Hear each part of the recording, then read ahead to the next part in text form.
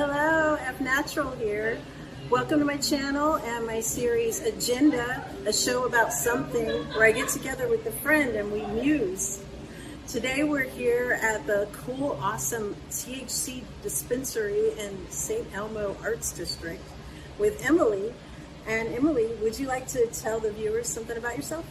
Sure. My name's Emily, and I'm the owner and founder of Nitty Gritty City Tours in Austin. We give historical walking tours, and I'm really passionate about this city. I'm really passionate about Austin and the history of Austin. She is. I'm telling you, okay, because I met Emily at an art opening. When was that? Like maybe November or something like that?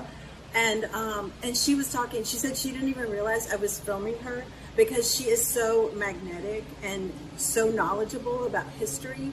And what was the name of that gallery? Unchained, right? Unchained. It was Unchained. Yeah. But you were saying some gallery. stuff about that building. There's some interesting things about that building that it's in, right? Yeah, so Unchained, the gallery, is in a 1926 sort of Beaux-Arts building that was built by the Royal Arch Freemasons, and they've been operating in that building since 1926. 1926. Yes. It just blew my mind. So that's exactly 100 years this year. So they have their ritual rooms upstairs, and the lower floor is rented out offices to people like Christina, who runs Unchained Art, and I was briefly renting an office out there for a little bit. So that's how I knew about them. But it's a really cool building. When you walk in, it is got this like sort of detective noir vibe to it. For sure. Peeling paint and all. And one of the guys who worked there, his name's Paul, he's had an office there for about 30 years. And he told me that there's several movies that have been filmed, have had scenes filmed in that. No joke. Yeah, so my office, I went and tracked it down. There was a movie that had Matthew McConaughey where he's getting beaten in the corner of what was my office. And I tracked down this one scene. It was so cool.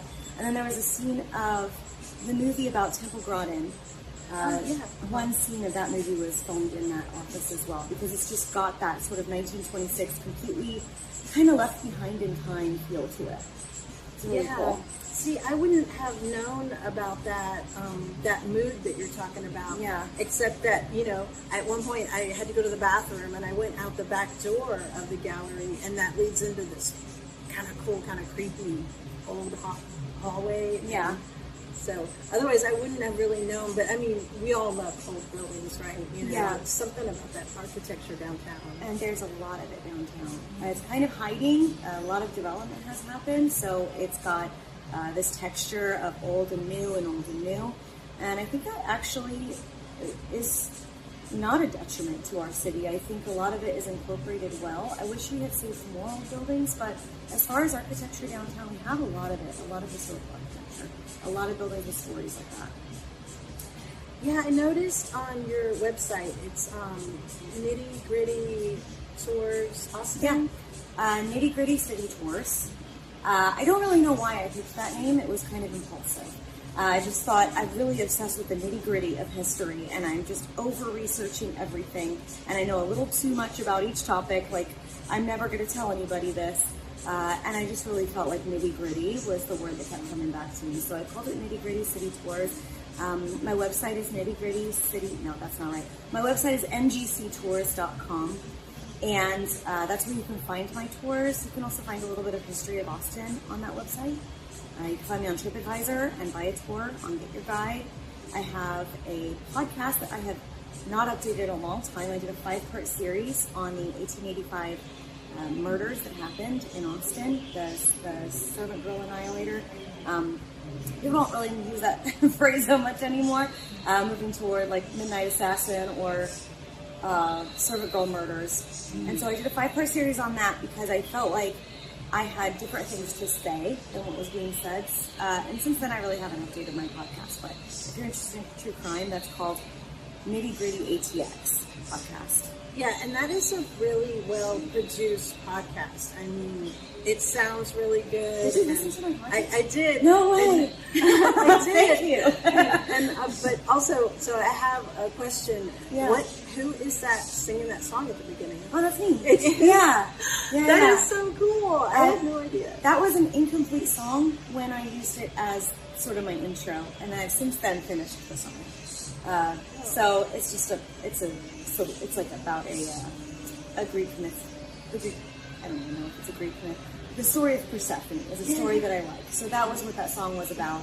But it had sort of like a dark tone to it, so I thought it would go good with it. It does. It goes really well. It kind of is like a lead-in because it's like you do your intro and then the song plays and then the podcast. And it sounds really good. Thank you. Like it sounds kind of creepy and it gets you in the mood for the podcast. Yeah, I really like that song. I have written a lot of music, but I never really made anything of it. It's more like a hobby I've always had. Have you performed? I performed a little bit when I was younger. Around Austin, when I first moved to Austin, I was 18 or 19, and I did backups for other bands. So I would practice with other bands. I literally can't name any of the bands I sung with. Like, they were all just little Austin they're bands. like in the witness protection? No. Because I wasn't paying that close of attention. I was we used Craigslist back then, and I would just find a band that needed backups, and we would practice and perform. I performed a little bit of my own stuff here and there, but honestly, it wasn't that good. I'm not being humble. It just really wasn't that good. I know it's just something I kind of do in my living room. Okay. Well, that's cool. I'm more of a singer for other people. I can sing backups. I know. I sound great in my shower. You know, especially with Lady Gaga, right? Yeah. We sound great together. I'm sure you do. We should totally do it. No, well, I mean, she's not harmonizing with me. You know? It's kind of awkward. She's rude like that. She is. But you know what? I wanted to ask you: is there a connection to the? Should we say Serving Girl murder? Is there a connection to that case with Jack the Ripper or the Fluke? It could be. I know it's so far away geographically, but yeah. So this is one of the many stories that we put in the category of Austin folklore. And I like Austin folklore. I don't necessarily want to bust up all the Austin folklore because folklore is kind of like a lost thing, like the stories we tell, and they aren't necessarily true. But we've been doing it for all of human history, so we're so attached to making sure everything's completely accurate that the folklore kind of gets lost. But that is in the category of folklore. Let's see. I'm trying to remember. I haven't thought about this in a while. it sounds like you're saying you don't believe that. No, this is absolutely not true. It's I can verify. Oh, okay. I can track the story of how that connection between the murders of 1885 in Austin turned into sort of a connection between that and Jack the Ripper. And I can sort of track and show you where the tall tales were added, where the stretches were made. It's really not connectable, but it's a really fun story. But I haven't told it in so long that I can't really remember. I can't really remember it well enough to speak on why I know it's false. But I do know that it's false. It's a false connection. It had to do. You know what? I'm remembering now. It started a couple years after the murders of 1885. Jack the Ripper happened. It was 1888 in London, and all the world knew about Jack the Ripper. And it was being posted in the newspapers and printed and distributed across countries. Right? Different cities had dispatchers in London just to report on this. And they were saying it's the first of its kind. Nothing like this has ever happened before. Oh my goodness, how could this even be true? But the people of Austin were like, hello, like this just happened to us 3 years ago. And it wasn't, it was reported, but I guess you all forgot about it. And actually was worse in Austin. What we experienced here was a more terrible, all serial murders are terrible, but it was more here. And so the people of Austin were sort of trying to make a connection between what happened here and what happened in London. I think some people just couldn't believe that it could happen 3 years apart. Such a similar thing. Somebody murdering women in the middle of the night with sharp objects. So they thought maybe there must be something that was true and connected about this. And so they were pulling strings. They were trying to make these connections. They didn't know what we know now, which is that you should look for the differences. You should look and see what's different about these, and that can really tell you. They were looking for what was the same. And so from that, they were making all these connections. And they were also making stuff up. Some of the stuff that I've seen repeated is actually sort of the tall tale variety print that was printed in the newspaper back then. Really unverifiable. You can see where the story changes. There was a story of Maurice, who was supposedly a cook at a building that is now at Congress in 3rd. And initially, the police said that they were just sort of interviewing, or they were like sort of following or tracking someone who initially seemed like maybe a homeless person or somebody who lived in a tent on that corner. And then when some reports came in from London about this cook, maybe a cook on a steamer, it was a tip that the London police got. The people of also were just pulling strings. They were trying to make a connection. They turned this possibly, homeless person who slept in a tent, they kind of turned him into a cook with their sort of just folklore. They said, oh, well, we have a cook who's Malaysian, and they kind of flipped the story just to make it work, and that caught on. I think the whole story got lost for decades and decades and then got redug up. So, like I said, it's really trying to rehash how a folklore turns into something that people believe is true now and explain why it's false is a lot. Like, I might have just bored you to tears with all of that. No. But at the same time, I like the folklore. I like the idea that we have this story that maybe Jack the Ripper was in Austin. It's kind of thrilling, but it's, that's all it is.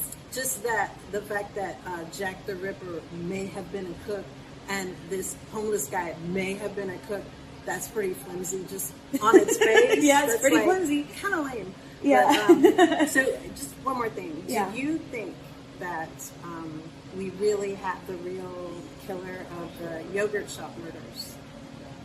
I mean, or do you even have an opinion on that? I don't think I have an opinion on that. I'm inclined to believe it's true if they have DNA evidence now. If they use DNA and matched it to someone who was a suspect at the time, I'm inclined to believe that, but I've done no research into it whatsoever. So I could be convinced otherwise if we do have a compelling argument in the other direction. Not really. I mean, Paul does, but I just I can so easily go down the conspiracy wormhole. I mean, just give me something. If you just had one little thing, we would be sitting here for 3 hours. But if you don't, that's okay. No, I don't. I don't really have an opinion on the yogurt shop murders. Except that I hope that they have the right guy and they don't have the wrong guy. He's dead, I hope there's so peace for the family. But at least if we are we pausing? No, can I ask a question? Yeah. With your business, what surprises you about the people that go on the tour? Like, are you surprised? Like, why are you going on a tour with me? Okay, so the question is, when I give tours to people, I think there's kind of a two-part question. First of all, do I wonder why they went on a tour with me? And then, are there any sort of realizations that surprise me? I have such sort of a typical standard customer. My customers tend to be 30 and over. They're quiet and calm people. They didn't come to Austin to party. They tend to sort of be like me a little bit. They want a context for what they're about to see. So walking tour people try to go on a walking tour when they first arrive in a town. And so they get the context, they get some details, and so that when they go out and they have a drink here or a meal here, they go to the museum, they feel like they're not lost, or they're not just being thrown random stuff and trying to latch on. It gives them a foundation that they can kind of place new information on. So what surprises me about them, I'm surprised when people come on my tour and don't seem interested in it. That's very surprising to me. Every now and it really doesn't happen often, but every now and then you get somebody who comes on the tour and they genuinely don't seem like they like walking tours or want to be there. So that's sometimes surprising. But then maybe they surprise me at the end by saying, wow, that was a great tour or something. No, I guess I'm not really surprised by people who come on a tour. I don't really wonder why people maybe they just had resting bitch face. Yeah. Like we were talking about earlier. Yeah, we were talking about resting bitch face.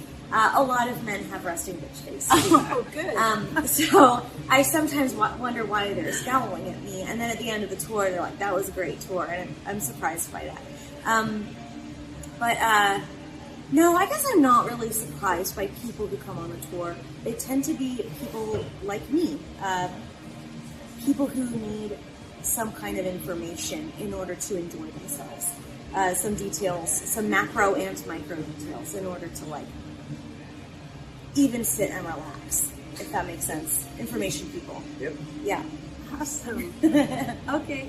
Well, thanks a lot for coming over here and Yeah, with us. it's been so much fun. It's South by Southwest, and you know, it's actually really gorgeous weather in Austin this week, which is kind of unfortunate because then that means that all the people that are visiting here right now are going to want to move here. Yeah.